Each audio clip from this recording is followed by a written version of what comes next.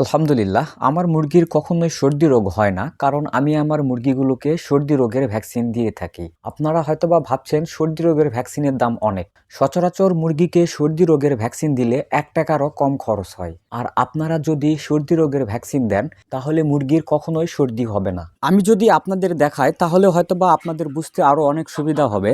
মূলত আজকে আমার মুরগির বয়স 50 দিন, তারপরও কিন্তু আমার মুরগিগুলোর কোনো সর্দি হয়নি, হয়তোবা আপনারা দেখতে পাচ্ছেন। আমি যদি আপনাদের আরও একটু জুম করে দেখাই, দেখেন মুরগির শ্বাসতন্ত্রে বা পরিপাকতন্ত্রে কোনো লালা বা মিউকাস নেই, একেবারে ক্লিয়ার। আপনারা যদি একটু ভালো করে দেখেন তাহলে হয়তোবা দেখতে পাচ্ছেন মুরগির শ্বাসতন্ত্রে এবং পরিপাকতন্ত্রে কোনো লালা বা মিউকাস নেই। মুরগির শ্বাসতন্ত্র একেবারেই পরিষ্কার। পাশাপাশি আমি যদি আপনাদের দেখাই, মুরগির ঠোঁট এবং চোখ কিন্তু অনেক পরিষ্কার, কারণ আমি মুরগিগুলোকে সর্দি রোগের ভ্যাকসিন দিয়ে থাকি। আর আপনারাও যদি মুরগিগুলোকে সর্দি রোগের ভ্যাকসিন দেন তাহলে ইনশাআল্লাহ আপনাদের মুরগিগুলোর কখনোই সর্দি হবে না। তো আপনাদের মুরগিগুলোর যেন সর্দি রোগ না হয় এজন্য আপনারা কি ভ্যাকসিন ব্যবহার করবেন? এক্ষেত্রে আমি আপনাদের বলতে চাই, আপনারা অবশ্যই আজকে ভ্যাকসিনের নাম এবং ভ্যাকসিন ব্যবহারের সঠিক নিয়মটি জেনে নেবেন। আপনারা সর্দি রোগের ভ্যাকসিন হিসাবে কি ভ্যাকসিন ব্যবহার করবেন আমি ভিডিওটি আপনাদের সহজভাবে বোঝানোর স্বার্থে ভ্যাকসিনের নাম একটু পরে বলছি। আর আপনারা যদি ভ্যাকসিন সঠিকভাবে ব্যবহার করতে পারেন তাহলে ইনশাআল্লাহ আপনাদের মুরগির কখনোই সর্দি রোগ হবে না। আপনারা হয়তোবা অনেকেই জানেন মুরগির সর্দি রোগ হলে ২৪ ঘন্টার মধ্যেই মুরগির অনেক পরিমাণে ওজন কমে যায়। পাশাপাশি সর্দি রোগের কারণে অনেক মুরগির হতাহত বা মৃত্যুও হয়। এক্ষেত্রে আমি আপনাদের বলবো অবশ্যই আপনারা আজকের ভিডিওটি সম্পূর্ণ দেখবেন। আমাদের মুরগিগুলোর যখন ৫ দিন বয়স হয়ে যায় তখন আমরা মুরগিকে রানীক্ষেত ভ্যাকসিন দিয়ে থাকি। এক্ষেত্রে আপনারা অনেকেই একটা কমন ভুল করে থাকেন, আপনারা সরকারি রানীক্ষেত ভ্যাকসিন দেন। এক্ষেত্রে আমি আপনাদের বলতে চাই, আপনারা যদি সর্দি সহ রানীক্ষেত ভ্যাকসিন দেন তাহলে মুরগিগুলো রানীক্ষেত রোগ হওয়ার সম্ভাবনা থাকে না বললেই চলে। এক্ষেত্রে আপনারা যেটা করবেন, আপনাদের বাচ্চাগুলোর বয়স যখন ৫ দিন হবে তখন আপনারা শুধুমাত্র রানীক্ষেত ভ্যাকসিন না দিয়ে সর্দি সহ রানীক্ষেত ভ্যাকসিন দিবেন। এখন কথা হচ্ছে, আপনারা সর্দি সহ রানীক্ষেত ভ্যাকসিন কোথায় পাবেন বা এই ভ্যাকসিনের নাম কি? এই ভ্যাকসিনটি বেশ কিছু কোম্পানি উৎপাদন করে থাকে, তবে সচরাচর আমি আমার খামারে নোভার্টিক্স কোম্পানির অথবা ইনসেপ্টা কোম্পানির নিউক্যাসেল ব্রনকাইটিস বা সর্দি সহ রানীক্ষেত ভ্যাকসিন ব্যবহার করে থাকি। এই দুইটা কোম্পানির ভ্যাকসিন অনেক ভালো কাজ করে। এই ভ্যাকসিনটি করতে কত টাকা ব্যয় হয়?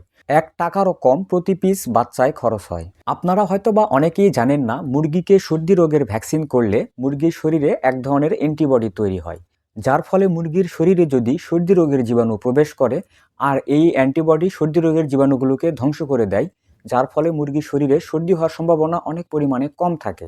পাশাপাশি মুরগিগুলোর যদি সর্দি রোগ হয়েও যায়, এক্ষেত্রে আমরা যদি অল্প মাত্রায় ঔষধ ব্যবহার করি তাহলে প্রতিরোধক ব্যবস্থা এবং ঔষধ দ্রুতই মুরগির সর্দি রোগের জীবাণুকে ধ্বংস করে দেয়।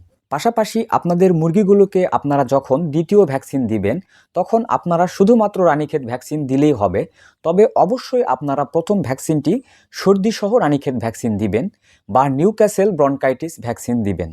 এছাড়াও আমি আপনাদের বলতে চাই, আপনাদের মুরগিগুলো যদি বড় হয়ে যায়, অনেক সময় দেখবেন মুরগিগুলোকে অনেক ওষুধ খাওয়ানোর পরেও মুরগির সর্দি রোগ ভালো হচ্ছে না।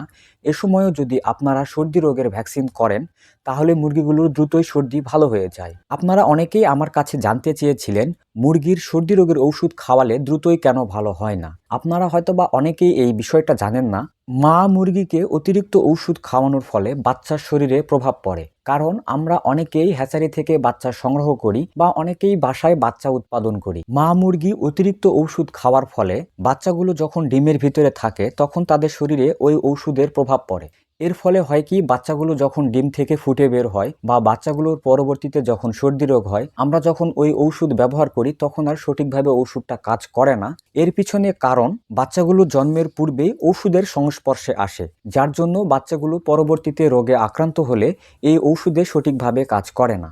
যেহেতু এখন বর্তমান সময়ে সঠিকভাবে সর্দি রোগের ওষুধ কাজ করছে না, কারণ মা মুরগিগুলো আগে থেকেই সর্দি রোগের ওষুধ খেয়েছে, যার ফলে আমরা যদি বাচ্চাগুলোকে সর্দি রোগের ভ্যাকসিন করে থাকি তাহলে মুরগিকে আমরা যদি সর্দি রোগের ওষুধ খাওয়াই তাহলে এই দুইটা জিনিস এক জায়গায় হয়ে দ্রুতই মুরগির সর্দি রোগ ভালো হয়ে যায়। এছাড়াও আমি মুরগিগুলোকে সর্দি রোগের হাত থেকে সুরক্ষিত রাখতে সর্দি রোগের ভ্যাকসিনের পাশাপাশি মুরগির লিটার সবসময় শুকনো এবং ঝরঝরে রাখি।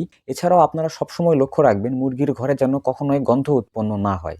আপনারা যদি এই ৩টা পদ্ধতি অবলম্বন করতে পারেন তাহলে আমি শতভাগ গ্যারান্টি দিয়ে বলছি আপনাদের খামারের মুরগিগুলোর বা আপনাদের বাসার মুরগিগুলোর কখনোই সর্দি রোগ হবে না। এক্ষেত্রে আমি আপনাদের বলতে চাই, আপনারা বাসায় অনেকেই মাচায় মুরগি পালন করেন। এক্ষেত্রে আপনারা খাঁচা বা মাচার নিচে অবশ্যই পাটের বস্তা ব্যবহার করবেন, কারণ মুরগি যখন মলমূত্র ত্যাগ করে তখন আমাদের মেঝে মলমূত্রগুলোকে চুষে নিতে পারে না, যার ফলে মুরগির ঘর থাকে স্যাঁতস্যাঁতে এবং গন্ধযুক্ত।